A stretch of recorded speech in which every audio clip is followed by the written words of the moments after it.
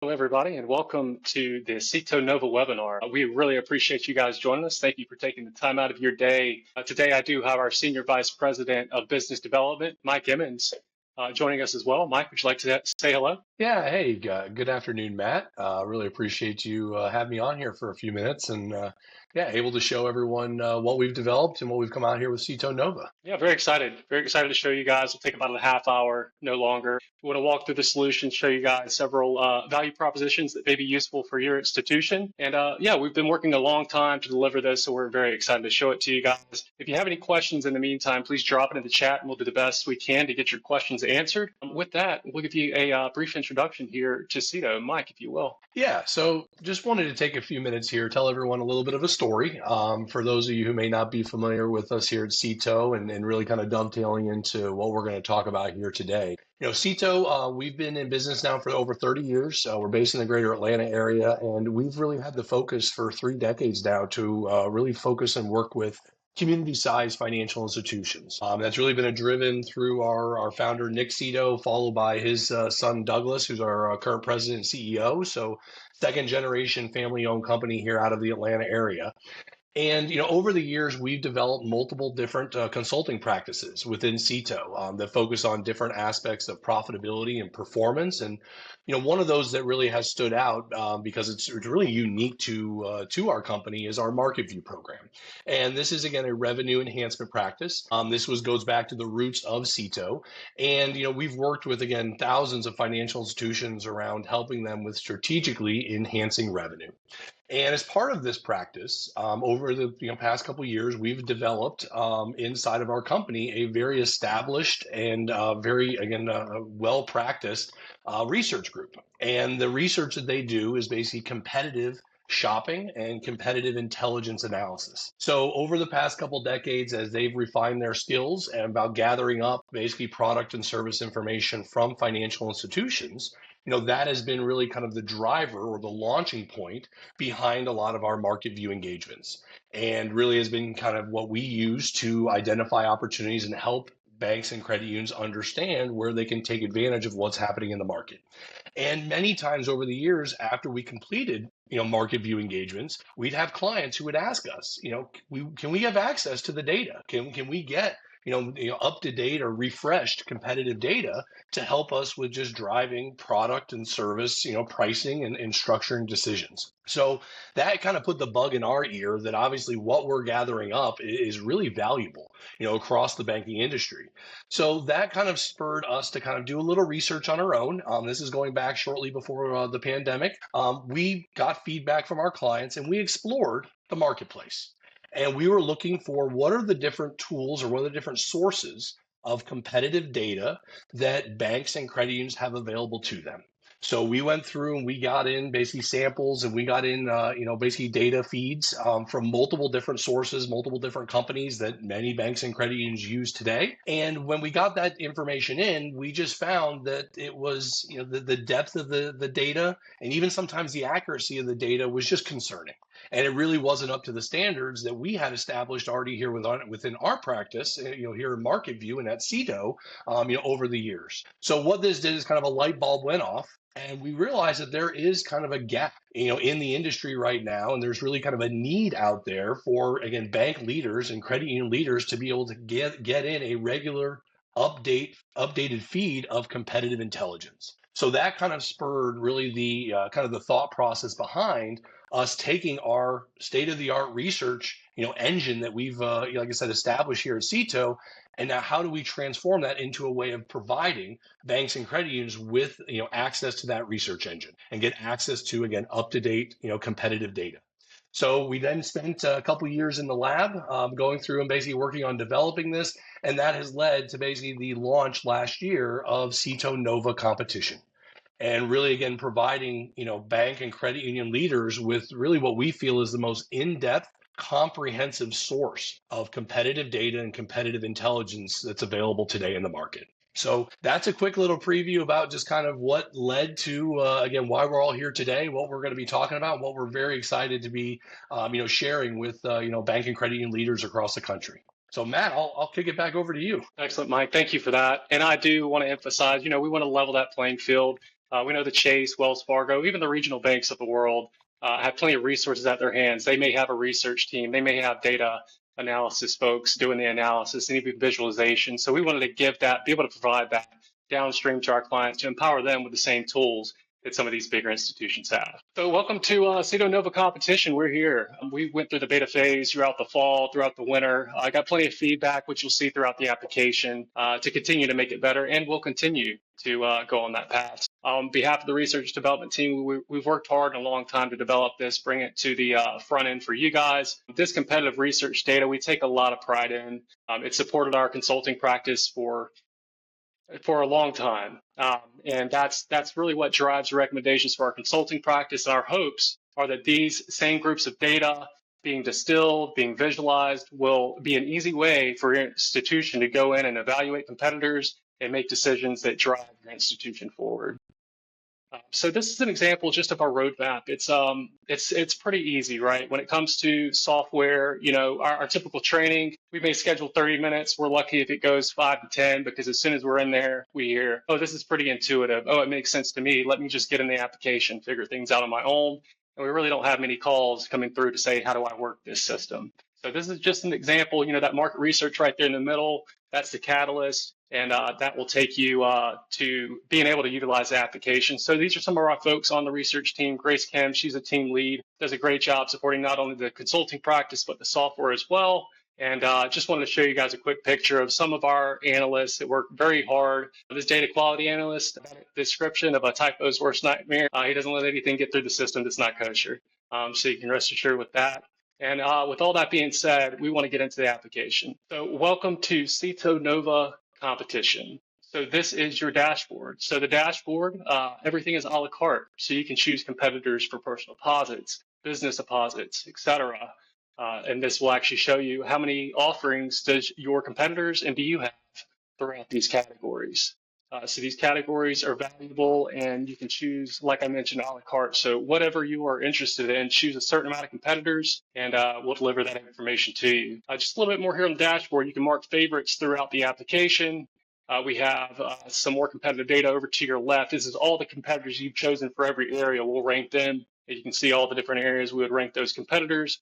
We have your data updates as well as a news feed down at the bottom so you can keep up to date with current events. So first, let's drive into personal deposits. This personal deposits area chart view, this will show you who offers what throughout your region. So based on the competitors you provided, Ceto Financial is the client, and then these are the competitors that were chosen. So if I'm Ceto Financial, I'm taking a look here, and I may realize, oh, okay, well, several of my competitors are offering a second chance account. Maybe I should take a look at offering a second chance account. We can go a little more granular into personal checking, and you can see percentages of who offers what. So you can see significant amount offering free checking, significant amount offering interest checking, senior, not so much, youth checking, yes, and we'll drive into interest checking. So with interest checking, you can see your monthly fees. You can see your balance requirement waivers for a monthly fee. You can see if it's a minimum balance requirement, average balance requirement, or combined, and what those combinations may be. Are down below. A commonality is you have this data grid for every area within the application. So these info icons will give you additional information. And everybody likes to evaluate what? And that is interest rates. So we'll take you to interest rates. One area that you could call it a conundrum, if you will, but how do you graph several different interest rate tiers? So one thing that differentiates our interest rates is we are custom to the institution. So if an institution offers $7,500 tier, we will capture that. Many other companies, mainly the companies that support rate data on a weekly basis right now, we noticed Bank of America was 4 months old. We noticed that they plug everybody else into their specific tiers, which we viewed as inaccurate data. So we go and we capture the data by the specific tiers. How do we graph that? Well, we assumed a deposit account balance. So this is based on deposit account balance of 25 grand. This is your annual interest expense per account based on that deposit balance. You can go to your left and see how that value adjusts throughout. Mike, anything to add here?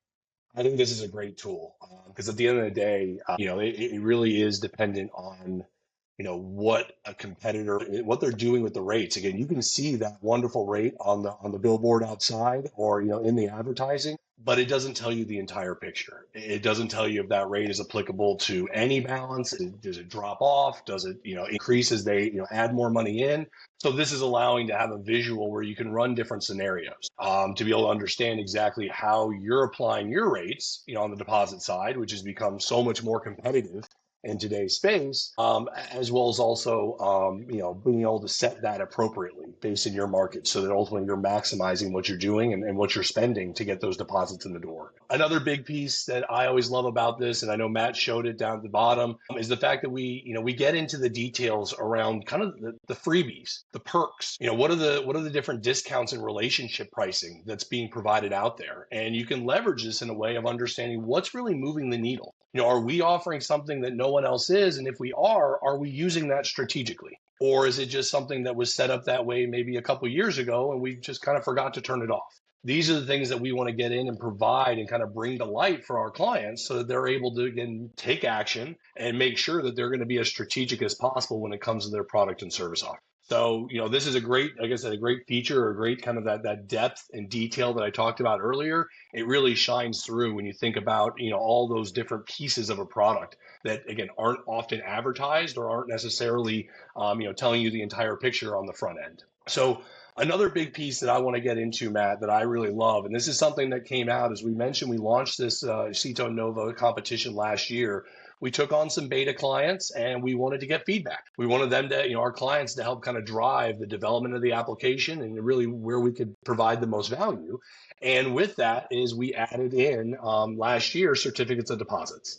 And again, given the rate environment we've been in for the past couple of years, given how competitive it is to try and gather in those deposits, this is to me an extremely valuable tool of being able to understand on a regular basis and visually see, what our cost is to bring in a 12-month versus a 36-month versus a 48-month, CD against our competition, and then providing out more visuals around the terms that are offered and really allowing for us to basically set that pricing appropriately. Because again, we find that a lot of banks and credit unions are making decisions oftentimes off of stale data, or frankly, it's kind of one-off pieces that are gathered up just with word of mouth or just, doing our own kind of manual effort to try and figure out what's going on out there. So I love the addition of the certificates of deposits. That was an amazing ad. Again, for our research group, they are just absolutely all over that. And like I said, to me, it was a huge value add for the, to just really build that depth into what we're doing with personal deposits, not only again with the checking side, with the savings, with the money markets, and now even with our time deposits as well. So while we're sitting here talking about the personal side of things, because I want to get into the business side because I think the business stuff is awesome. But before we do that,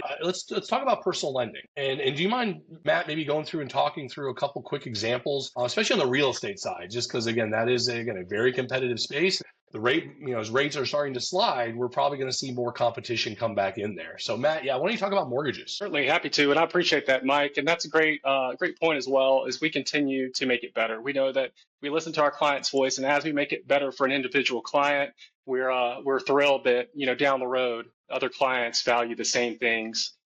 So we'd like to continue to improve. We're early. We're very intertwined when it comes to research and development, so we can be nimble and quick with these requests. So yeah, like Mike said, jump into mortgages. So everybody knows, on Block A, you can call it what you want, right? Do you call it a doc prep? Do you call it an admin fee? Do you call it a commitment? Well, they all add up to something specific that goes to that bank or credit union, right? So we wanted to stack bar chart here to give us that in total, but we also wanted to be able to break it down for you guys. So you can see, not only how it's titled, but also what the summation is for lender origination fees. And not only that, are you in line with your lender origination fees, or is there some leakage in Block B? Block B, you can look through here and see, who is passing through what. And if I'm not passing through, say, a tax service fee is often overlooked, well, that's additional revenue or additional expense that could be saved by the bank or the credit union. Anything to add there on mortgages, Mike? No, like I said, with mortgages, like I said, this stuff is evolving very rapidly. And again, when you think about the rate market and how quickly mortgage rates adjust and can move, well, the fee side changes as well. Any bank or credit union can offer out that amazing rate if they're offsetting, basically that risk and that cost with additional fee income, or vice versa. We can offer, we can charge no fees, but again, the rate's going to be slightly higher. So when we're just looking at the rate side, it really is only telling you kind of half of the picture. And this is where we want to give that visibility in to be able to see the entire picture to be able to make the best decisions and just help guide kind of that that decision making process within the management group and within the ALCO committee. So no, this is fantastic. I think the other one we wanted to focus on, because again, it's just a lot of pieces, is the home equity. On the equity side, again, there's a lot of fees that come along with it, but then there's also the rates as well. You think about a HELOC, there's a lot of other terms and conditions that come along with that as well. And again, providing visuals around this. So looking at things like rates and discounts, I always think that one's good, or penalty fees. Just seeing where we stack up visually against, again, other competitors in our marketplace. And again, if you're having 3, 4, 5 decision makers involved in this, again, having those visuals in play is just going to allow for the group to make smarter decisions and to have everybody kind of visually see where opportunities exist, where there's gaps, and where we can strategically move the needle while still maintaining every one of our competitive advantages today. Yeah, So yeah, I think the real estate side's great. Sorry, Matt. no, you're good. Great. Thank you, Mike. So yeah, one example here is if you are covering all the closing costs for your customer or member, well, we need to recapture those closing costs. So you see here, Ceto has been doing a good job. If there's no charge for closing costs, they need to make sure to recapture those on the back end if it's closed early. So that's one good example within home equity loans. And then I do really like the rates as well, because not only do we capture the rate, but is there an auto debit discount? Is there a relation type discount? And we'll give you even the granularity of what's what there. So you see these double bar charts here. So that essentially tells you that's the rate. If they don't have any type of relationship, here's the rate with the discount. I want more detail about that discount. Let me drive down and see, is it auto debit? Is it relationship? And what is that relationship? You see here, it needs to be attached to reward checking or cashback checking to get that discount. And that is a key point in saying, again, the devil's in the details. And there's a lot of things in the fine print where you're just not, again, it's hard to understand how the competitor down the road is able to do things. If you don't know what the fine print is, like you said, it is going to be a mystery. But once you see the full picture, you have all the details there. Like I said, it's going to make sense as to why they're doing things, and then how you can compete with that, how you can adjust accordingly. So I think the next thing, and I know, Matt, I've been dying to get into, is the business side, getting into business deposits. One thing I want to just point out, though, is everyone's probably noticing here, is there's a general theme as we go through this where there's visuals at the top, and then we put that raw data at the bottom. Now, again, something that came out of some of our beta clients last year, and we immediately put in that capability, is we do offer our clients the ability to download this into Excel. So you can pull out the raw data. We give that to you. Again, you own that data that's coming back to you. And as that regular feed of data is coming in, ultimately you're going to have the ability to export that. But again, we want to keep that similar format where, like I said, we have the visuals, we have the charts, but we're still giving all the detail, and you're getting all the raw data. So I like, again, now accounts, again, in a high rate environment. I think the interest bearing products are just, again, the most important. So again, getting into this, like I said, you see right away, again, what are the account fees? What are the balance requirements that are involved? How do we slice a balance requirement? Is it a minimum? Is it an average? Is it combined? Again, different competitors, different financial institutions do different things with those balance requirements. And then the biggest piece I love on the business side, if you scroll down, Matt, we can see the detail in here, is getting into the processing side. So again, at the top here with the accountant statements, you have all your waivers that are in there. You have all the requirements that are involved with a particular product. But then you think about the business side, line item by line item. What are each of our competitors charging for every one of those items that goes through that product? How many do they allow for free every month? And then how do they track and count those items going through? And again, are we counting differently than they are? This is, again, where opportunities exist and can ultimately create themselves, is being able to just tweak things that customers are going to understand. And at the end of the day, it's allowing you to optimize your revenue and costs that are associated with ultimately a very important product when you think about your upper tier business customers. So like I said, the business side to me is absolutely crucial in all this. These are things that, again, banks aren't necessarily advertising, and credit unions aren't advertising what they're doing all the time on these fronts. Our research group is able to gather up all those details, and then again, Nova's pushing it back to you again in a visual, easily digestible format to be able to make business decisions. Matt, the last piece of this, and I want you to talk about it because I know with your background, ultimately this is something you have a lot of knowledge on, is going into cash and treasury management. I mean, I think we would both agree, easily by far the hardest to obtain, competitive information out there.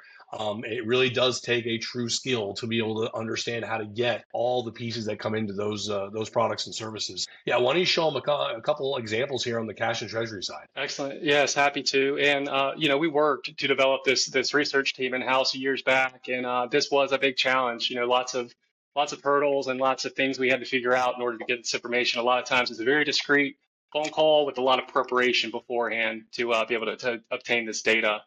So analysis checking, that's one of the first items on this area. So with analysis checking, you do have your monthly account fee typically flat. It's offset with an earnings credit rate.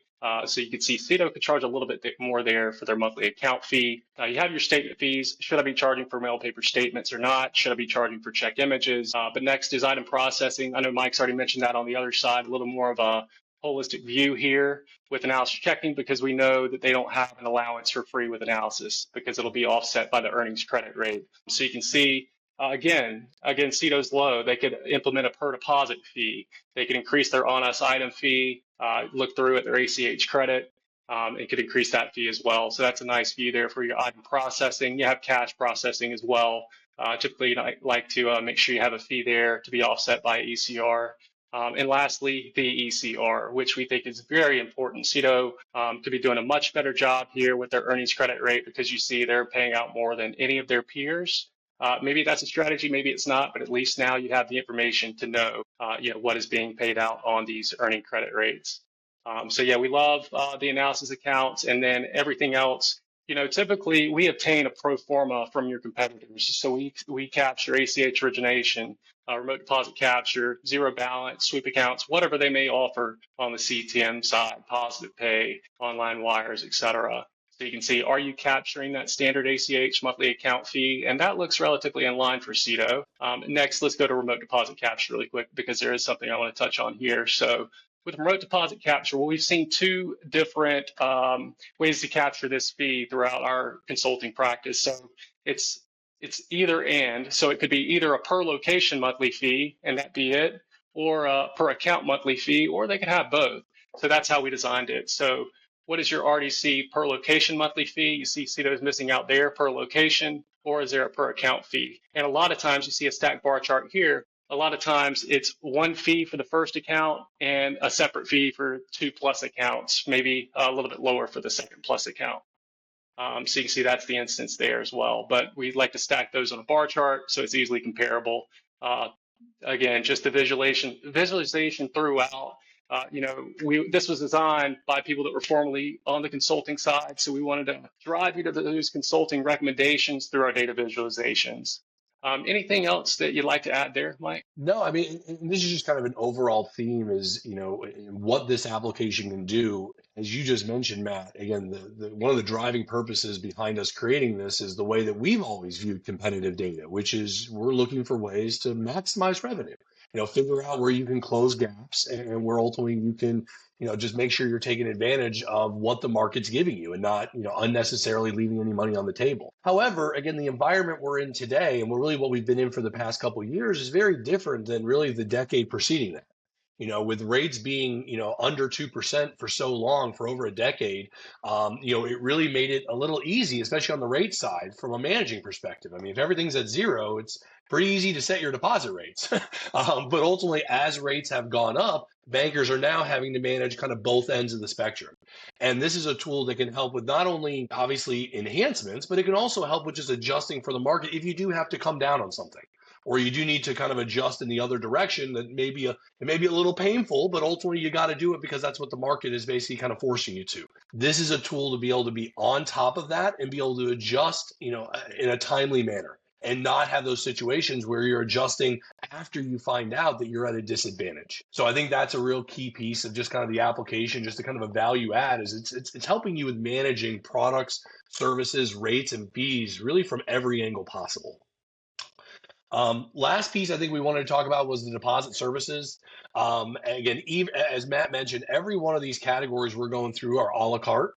We allow our clients to kind of mix and match, depend on what categories they want or what lines of businesses they want, as well as what competitors they want in each line of business. So you could have different competitors for mortgage lending than what you have for cash and treasury management. And that could be different than who you have for, for consumer lending. So you're able to mix and match basically the competitors that you're able to include inside of, basically the application. But I like to touch, like, kind of end here on deposit services. Again, it's chock full of all sorts of different visuals that are out there. It starts obviously, overdraft is very top of mind, but then you get into some of the things that just they don't come up very regularly. RDI, stop payments, levies and garnishments, dormancy. These aren't things that are at the top of your CEO's brain, and they're waking up in the morning in a cold sweat, wondering if we're doing the right thing when it comes to undeliverable statements and bad addresses. This is where, again, we can bring those things to light in one cohesive package that allows for the team to thoroughly make sure that all those gaps are being, evaluated. And then ultimately, if we're going to do something differently than the rest of the market, let's make sure we're then using that strategically.